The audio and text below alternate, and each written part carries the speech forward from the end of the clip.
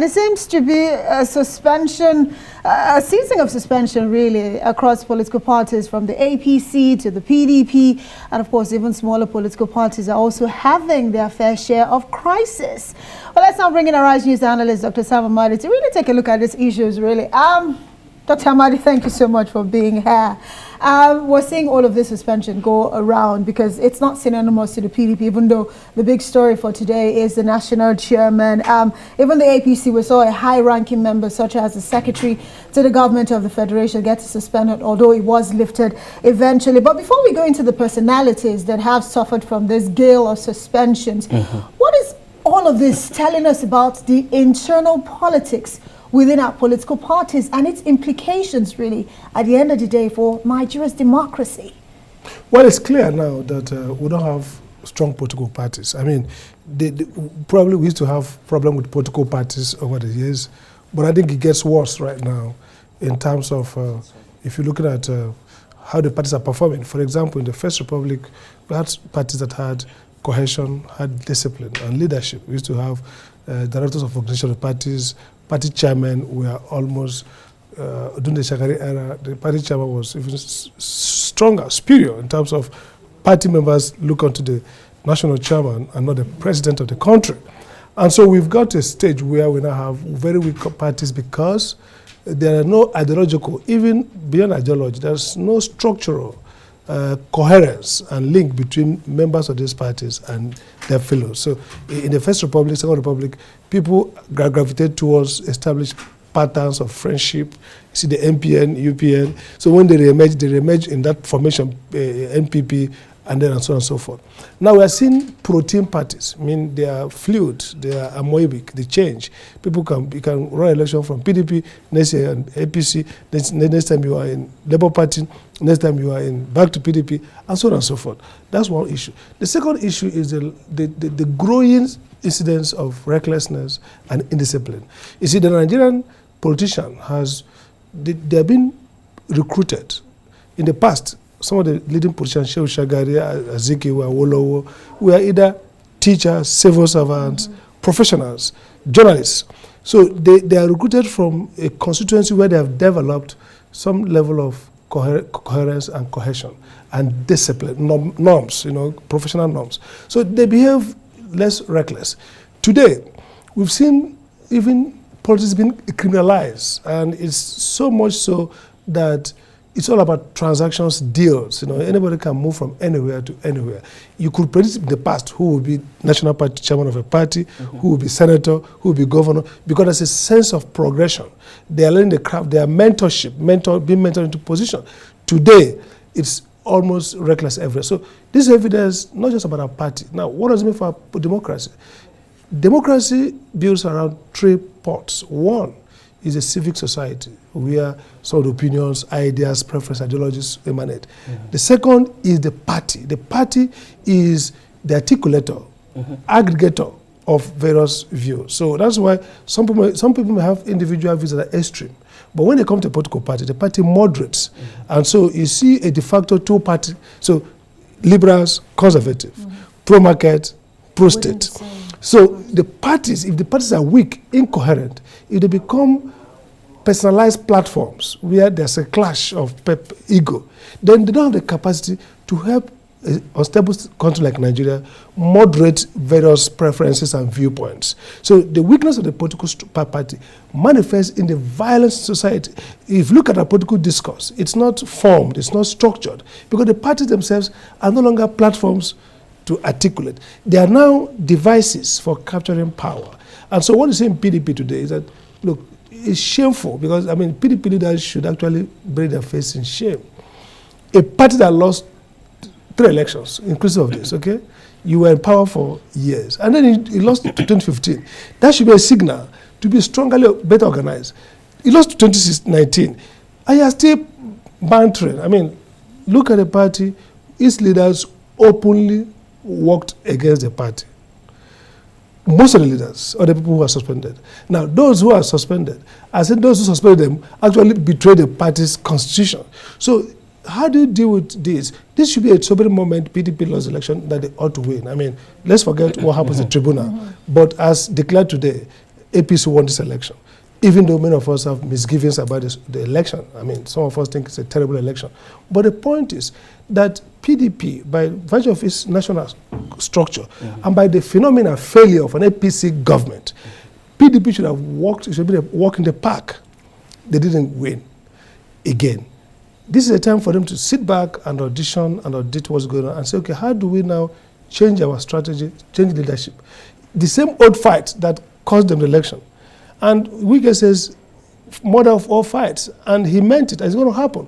Again, it's illogical for Wike to equate the party not zoning its presidency to the south, and more so southeast, with anti-party of the nature, where leaders of a party go out openly to campaign against their party, like happened with Fayose, with Anyim, with whoever. Those are different kettle of fish, because what the PDP did is a collective failure. They set up a committee. The committee went through due process and made a wrong determination from hindsight. But that's not the same thing as saying that you go out and work to undermine your party. That is fundamental anti-party by definition. It doesn't mean that I support Ayu and Atiku Abubakar. It doesn't mean that you support Wike, but that's definitional. It doesn't cut it to say, you know, grandstand. And I mean, this is like, you know, thumping their nose. You guys are so powerless as a party that we can actually wreck your hope and we come back and dislodge and take over. So we're going to see a hostile fight for takeover of that party platform.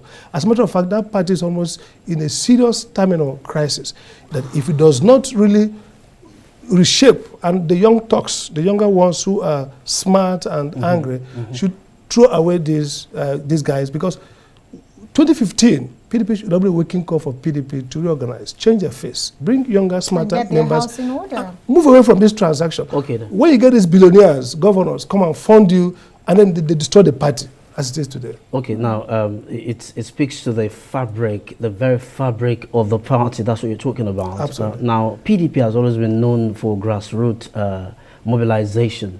You know, that's one of its strengths, and it looks like a shame when such a party is experiencing such internal wrangling.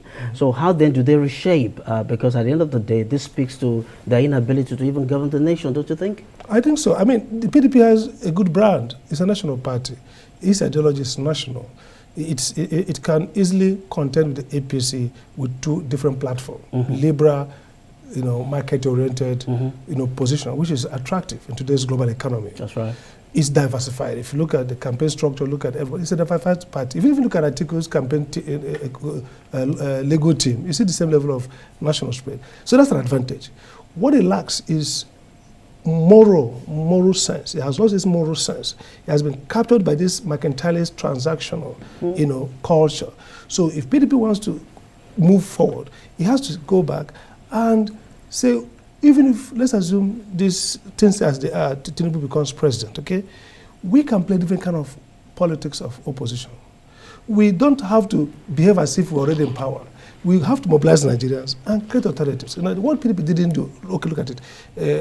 Tambuwal and Atiku left in 2015 to get APC. These same guys launched back in 2019 to take over the party. That's just one thing. That the party was really looking at elections and not looking at organizing itself. They were short-termed and, you know, mercantilist. APC, with all their failures and extremism, is a better organized party than the PDP. I mean, look at the younger people they bring in. Look at how they face. Forget the chairman. Look at the spokesperson. Look at the secretary. Look at the VPs. He has got a better mix of progressive-minded younger people than PDP. So in 2015, PDP has been stuck where they were in 2015. If you look at what they have done, that's what is threatening them. Whether it's Governor Wike, who feels he's a maximalist, he owns the platform, or whether it's a Atiku camp that feels they own the platform. This fight is a fight of status quo, of old order, of failure to reinvent and launch itself as a political platform. And it's actually, PDP is almost outdated with the way the obedience, the APC fought back, obedient movement fought back. PDP is getting outdated. So the question is, where does PDP stand in the political spectrum?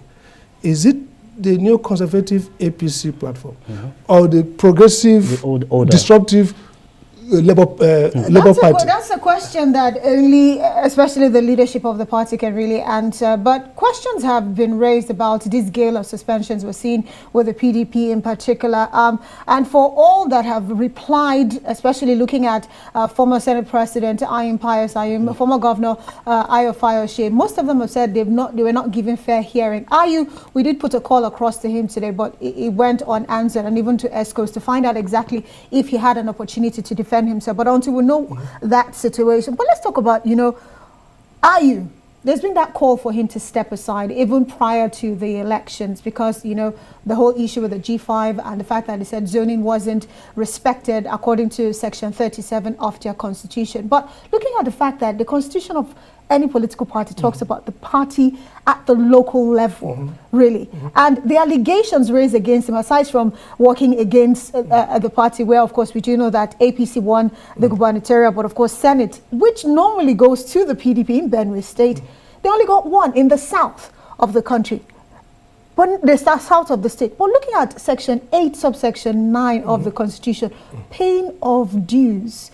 Do you think, after all of this push for him to step aside, this is the one that finally nails him? Because at the local level. First, is doubtful. The PDP constitution doesn't authorize wards to suspend or sack national executive. So you can aggregate, you can start the process there, but it must come to that level. 2 is that due process is not followed in most of this, because the PDP constitution requires hearing, indictment, and a hearing. Now, both the one that Ayudem attempted to sack Ayim and others, they were also doing follow due process. This is all politics now. Ayud attempted to sack, suspend Fayose, everybody, Autumn, but Wike, he couldn't dare to suspend. The main person who actually, in terms of lexical, statements, not political talk, really worked anti-party was Governor Wike, top of the list. Because if a governor said, I'm going to work, in fact, they didn't even allow the party to do a campaign, and went and worked so hard that the opposition party, whether it is Obi or Tinubu as he claimed, won. That's anti-party by every definition. But he retained the state for the PDP. It doesn't matter. You see, he retained the state for himself, basically, because the PDP is running for a big... PDP has never lost River States. What PDP wanted to win was a national election. So you undermine national election and won for a state. That's anti-party. I mean, it's fear of Wike because probably financial life wire. He probably took care of all those guys who are going to suspend him. So who's going to suspend him? PDP is all from impunity. That impunity starts all the way, whether it's Wike, who cannot be sanctioned for obvious party malpractices, or whether it's Atiku Abubakar, who, when they came back to the party, shouldn't have given the ticket immediately. Whether it's Tambuwa, whoever it is, the party is suffering from a lack of fidelity to rules and processes. And the only way forward for the PDP is for the younger ones, because this is a good brand. This is national politics. It has got spread, like you said. It has got, so it needs to reinvent itself. And if it doesn't do so, the obedience, the NNPP movement, new ABGA with the new integrated leadership, they're going to give them a run. And they have been wiped off in the southeast and partially hanging the south-south. Let's even add all the fraud and manipulation, because evidently the election was, those who are incumbent, have the capacity. If you look at all this together, they are facing a headwind, which is the Labour Party is coming, APC is consolidating. So why are they still fighting over, this is a fight about who controls the party for 2027 presidential election. Not how do we recreate this party? And so I think the only way out is for the younger ones to step in and shove off these guys. Clearly, anti-party all around, whether in terms of policies that didn't work, whether in terms of having the constitution, but more specifically, these leaders worked against their party. The leaders worked against the party. Clear. And they're still working against the party for selfish interests. Lack of fidelity to law and rules and processes. Interesting. The younger ones, do they have the watchers really to kick out the old ones? You don't need watchers. Organize the people. Dr. Sam Amadi, it's a good place for us to say thank you so much.